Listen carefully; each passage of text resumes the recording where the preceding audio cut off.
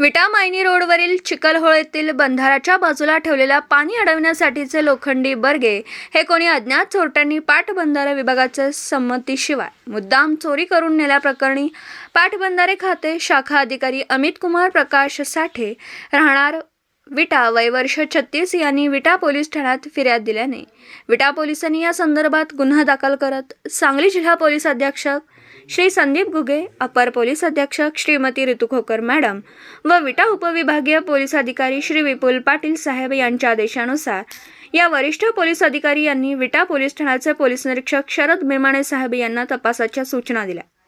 मेमाणे यांनी वरिष्ठ आदेशानुसार विटा पोलीस ठाण्याकडील गुन्हे प्रकटीकरण पथकास तपासाच्या सूचना दिल्या।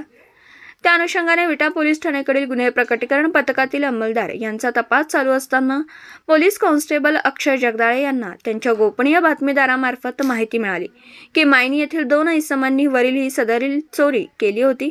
अशी गोपनीय माहिती मिळाल्यानंतर गुन्हे प्रकटीकरण पथकातील अंमलदार यांनी सापळा रचून वरील नमूद त्या 2 संशयित आरोपींना ताब्यात घेऊन त्यांना त्यांचे नाव व गाव विचारले असता त्यांनी अजित फुलचंद पाटील वय वर्ष 21 राहणार मायनी तालुका खटाव जिल्हा सातारा, अभिषेक सतीश कदम वय वर्ष 19 शेडगेवाडी तालुका खटाव जिल्हा सातारा असं सांगितलं।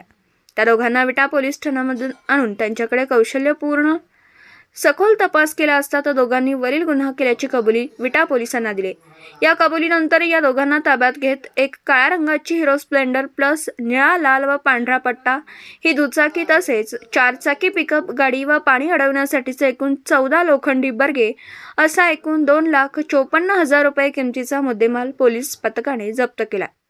ही दमदार कामगिरी विटा पोलीस ठाण्याकडील अंमलदार उत्तम माळी, अमोल कराळे, हेमंत तांबेवाग, प्रमोद साखरपे, महेश देशमुख, महेश संकपाळ, संभाजी सोनवणे, अक्षय जगदाळे, महेश संकपाळ या पोलीस पथकाने ही सदर कामगिरी केली। सदर या 2 संशयित चोरट्यांना विटा पोलिसांनी जेरबंद केले। विटा प्रतिनिधी शिराज भैया शिकलगार, विटा। दिवसभरातील घडामोडींचा आढावा घेण्यासाठी पाहत रहा N24 मराठी न्यूज चॅनल।